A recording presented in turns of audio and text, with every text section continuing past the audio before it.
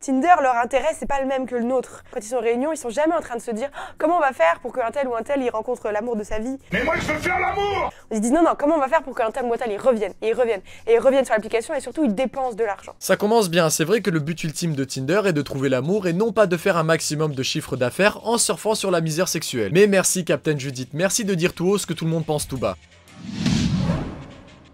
Tinder, c'est l'application la plus rentable de l'Apple Store. Et cette fortune, elle s'est construite sur le fait que on galère à rencontrer des gens. Oui, donc là j'imagine qu'elle va nous dire d'arrêter d'aller sur Tinder, qu'il faut arrêter les sites de cul, arrêter d'être une fiotte et oser aborder respectueusement les femmes dans la rue. Non, elle va juste nous parler du fait que Tinder est sexiste envers les femmes. Évidemment. En fait, tu vois, c'est comme si tu demandais l'heure à quelqu'un et qu'il te répondait « J'habite pas ici ». La logique est la même. Du coup, je regarde mon téléphone et je me dis mais mon téléphone, en ce moment, est en train d'évaluer ma valeur de désirabilité. C'est ce que font en permanence des sites comme Facebook et Google à chaque fois que tu fais tes recherches et qu'ils te proposent des publicités en général en rapport avec ce que tu as cherché. Par exemple, pour des camas ou alors pour des antidépresseurs pour certains. Je me souviens que moi, au collège, il y avait un garçon de ma classe qui avait noté toutes les filles et moi, j'avais eu 5 sur 10 parce que j'étais sympa mais un peu trop grosse. Et moi, j'avais eu 5 sur 10. Oh la pauvre. Voilà, la vidéo peut s'arrêter là. La meuf traîne un traumatisme depuis le collège qui l'a poussé à enquêter sur un algorithme de sélection pour te dire au final qu'il fait de la sélection.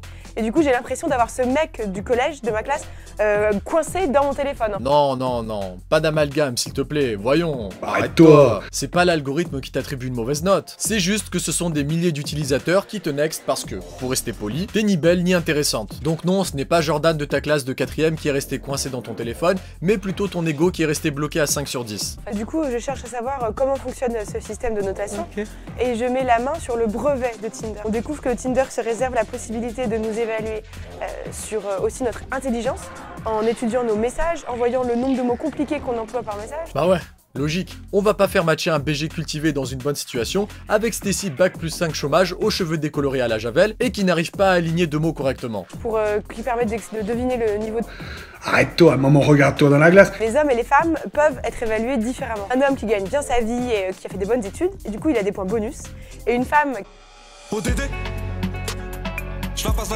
qui a exactement les mêmes diplômes et exactement les mêmes salaires, de son côté, elle a des points malus. Donc une fois de plus, on se rend compte qu'elle a dû arrêter ses longues études en 3ème. Au lieu de se dire, bon, si l'algorithme fait en sorte que les hommes avec une bonne situation gagnent des points et non les femmes, c'est sûrement dû à un aspect sociologique et proportionnel au nombre d'inscrits hommes-femmes, qui d'ailleurs peut monter jusqu'à 80% pour les hommes sur les sites de rencontres. Ce qui est censé faire en sorte que des gens qui se correspondent se matchent beaucoup plus, tout ça géré comme un système d'élo qui se base sur la misère sexuelle des hommes. Pour vous expliquer ça plus simplement, l'exigence virtuelle féminine est devenue telle qu'il faut hiérarchiser les relations. Donc pour plus de matchs, on aura tendance à noter différemment les hommes et les femmes. Et ce qui est le plus troublant, c'est que les statistiques sont similaires à la loi de Pareto. C'est-à-dire que 20% des mecs se disputent 80% des meufs et 80% des mecs se disputent les 20% restantes. Ce qui veut dire qu'un lambda a une chance sur 115 de se faire liker sur Tinder. Bah oui, en général, le péon moyen qui vient de s'inscrire sur Tinder, à moins d'avoir une bonne situation et être photogénique, il aura au mieux un match en une semaine. Contrairement à une femme qui peut en avoir une centaine en quelques heures. C'est vérifiable, hein. Et tout ça constitue les 80% de mecs qui se disputent les 20% de meufs. Et en toute logique, le plus gros consommateur de Tinder est l'homme parce que comme je le disais tout à l'heure,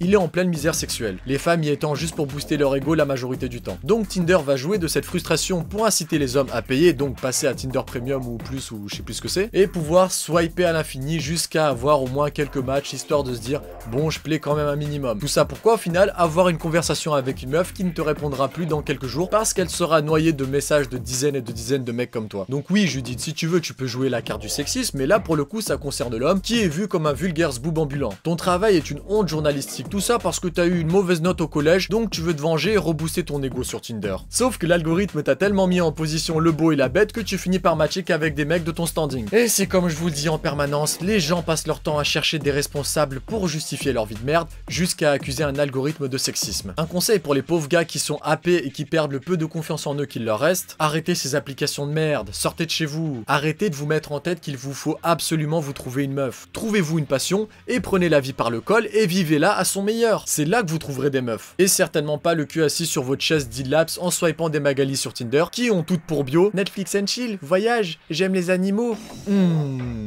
ça me donne des envies de m'étirer le deltoïde postérieur. La logique est la suivante. À partir du moment où tu rentres en compétition avec des milliers de mecs pour séduire une meuf qui hésite entre vous tous, premièrement par un biais cognitif inconscient, tu détruis l'image que tu as de toi, ce qui en découle par une perte de confiance en soi. Deuxièmement, et non des moindres, vous n'êtes absolument pas attirant pour la gente féminine en vous comportant ainsi. Parce qu'intrinsèquement, une femme cherche en vous le fait d'être un homme, fort, sûr de lui, et sûrement pas avec des comportements de fragile. Parce qu'une femme peut aisément sentir l'anxiété et la dépression qui émanent de vous. Plus vous vous en battez les couilles de l'approbation féminine, plus vous en aurez. Et je sais déjà qu'il y a des progressistes qui vont me tomber dessus et me dire que je raconte que de la merde. En attendant, le progressiste se fait juger à 5 sur 10 et tente de faire baisser les standards du marché du sexe pour l'intégrer. Ah oui.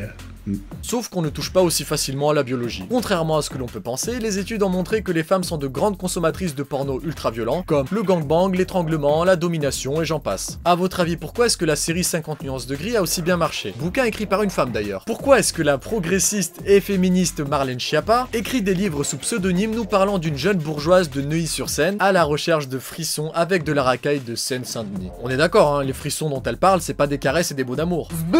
Voilà, donc là, on n'est pas dans la recherche de oh fais-moi l'amour soft, égalité des sexes ou je sais pas quoi. Non non, là c'est brise-moi la nuque sur le canapé avec tes coups de bassin. Pour conclure, les hommes compensent la misère sexuelle dans le porno dégénératif, Tinder et la soumission. Les femmes compensent le manque de masculinité dans le porno ultra violent et l'exigence. Et on se retrouve dans un cercle vicieux promu par cette société de merde qui cherche à détruire la famille. Bon, ça c'est un autre sujet, j'en parlerai plus tard. Bref, cette vidéo est maintenant terminée. N'hésitez pas à me rejoindre sur Instagram pour que je vous apprenne toutes mes carabistouilles, à vous abonner ou vous désabonner, et évidemment l'indémodable Valet Coaching pour être aussi fort mentalement que physiquement. Putain de micro de merde. Putain de question de merde.